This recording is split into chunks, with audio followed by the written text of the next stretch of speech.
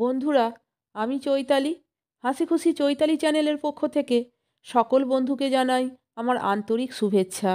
বন্ধুরা, আজও আমি বেশ কিছু মজাদার এবং হাসির জোকস নিয়ে চলে এসেছি। আপনারা এই জোকসগুলি শুনুন, আশা করি আপনাদের খুবই ভালো লাগবে। তাহলে শুনুন। জামাইবাবু তার শালিকাকে বলছে, এই জানো, আমি এইমাত্র সুন্দর একটা স্বপ্ন দেখলাম। এবার শালিকার নাম হচ্ছে রমা। রমা বলল, কি দেখলেন?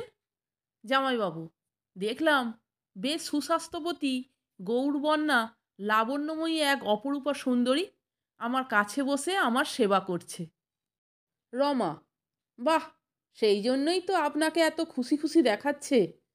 তা ভালোই, আপনার মনের মতন পেয়ে গেছেন। জামাইবাবু, হ্যাঁ, তার বলতে, তা জানো কার মতন দেখতে? রমা, কী রকম আবার? দিব্যা ভারতীর মতন। জামাইবাবু, না, ঠিক তোমার মতন।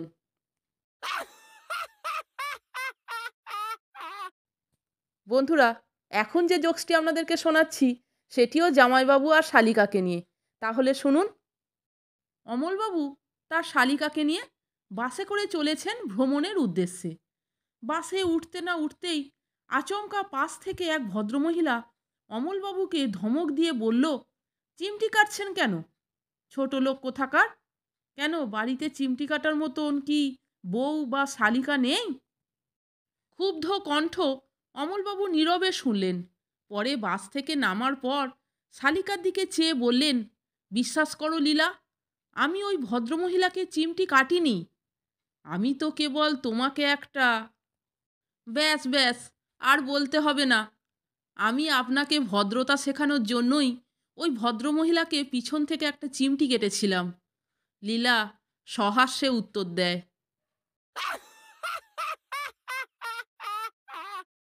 বন্ধুরা, এখন যে জোকসটি আপনাদেরকে শোনাচ্ছি সেটিও খুব মজার। তাহলে শুনুন। এক বিবাহিতা শালিকার বাড়িতে জামাইবাবু গিয়ে দেখেন শালিকার স্বামী ঘরে নেই। জামাইবাবু শালিকার সঙ্গে ইয়ার্কি ঠাট্টা করতে লাগলেন।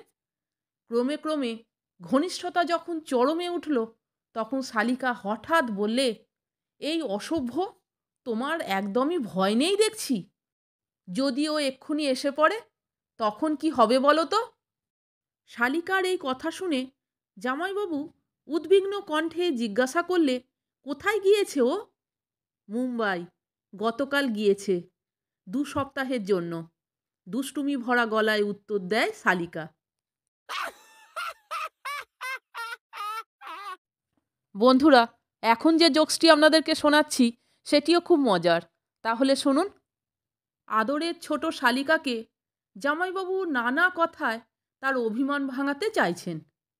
এক সময় মোলায়েম সুরে বললেন, কি গো ছোট গিন্নি, আমি কি তোমায় ছোট একটা চুম্বন উপহার দেব? শালিকা চুপ করে আছে, কোনো উত্তর নেই। জামাইবাবু পুনরায় একই কথা বললেন, এবার একটু জোরে। না, তাতেও শালিকার কাছ থেকে কোনো উত্তর পাওয়া গেল না।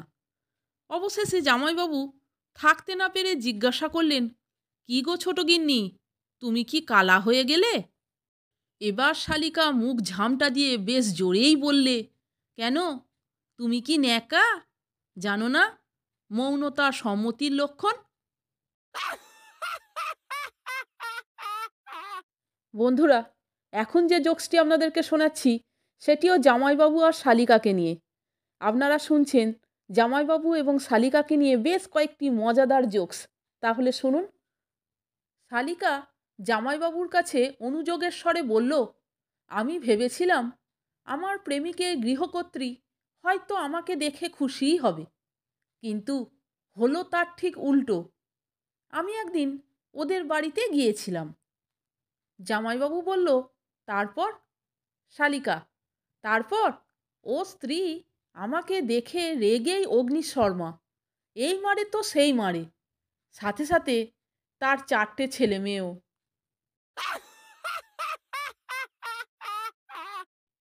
তাহলে বন্ধুরা, ভিডিওটা আপনারা সম্পূর্ণ দেখলেন তো এবং শুনলেন তো? আজ আমি জামাইবাবু এবং শালিকাকে নিয়ে বেশ কয়েকটি মজাদার জোকস উপস্থাপন করলাম। বন্ধুরা, ভিডিওটা যদি আপনাদের ভালো লাগে এবং জোকসগুলি যদি আপনাদের ভালো লাগে তাহলে একটা লাইক, কমেন্টস এবং আমার চ্যানেলটিকে সাবস্ক্রাইব করে আমার পাশে থাকবার অনুরোধ করলাম। এই রকম আরও অনেক হাসির গল্প, মজার গল্প, হাসির জোকস শুনতে বন্ধুরা প্লিজ আমার চ্যানেলের ভিডিওগুলো আপনারা একটু দেখুন। ভালো লাগলে বন্ধুদের মধ্যে শেয়ার করে দেবেন। আপনারা সকলে ভালো থাকবেন, সুস্থ থাকবেন। আমি আবার আসছি পরের দিন অন্য কোনো ভিডিও নিয়ে, অন্য কোনো হাসির মজার জোকস নিয়ে। ভিডিওটি সম্পূর্ণ দেখার জন্য এবং এই মজাদার জোকসগুলি শোনার জন্য আপনাদের আমি অসংখ্য ধন্যবাদ জানাচ্ছি। বন্ধুরা অনেক কষ্ট করেই ভিডিও করি, এডিটিং করতে সত্যি খুবই কষ্ট হয়। আপনাদের কাছে আর কি বলবো, যারা ভিডিও করে তারাই জানে যে ইউটিউবে ভিডিও করতে কতটা কষ্ট হয়, পরিশ্রম করেই করতে হয়। বন্ধুরা আপনারা যদি দেখেন তাহলে বন্ধুরা আমি আরও উৎসাহ পাবো এবং নতুন নতুন আরও ভিডিও আপনাদের সামনে উপস্থাপন করতে পারবো। ভিডিওটি সম্পূর্ণ দেখার জন্য এবং এই মজাদার জোকসগুলি শোনার জন্য আপনাদের আমি অসংখ্য ধন্যবাদ জানাচ্ছি।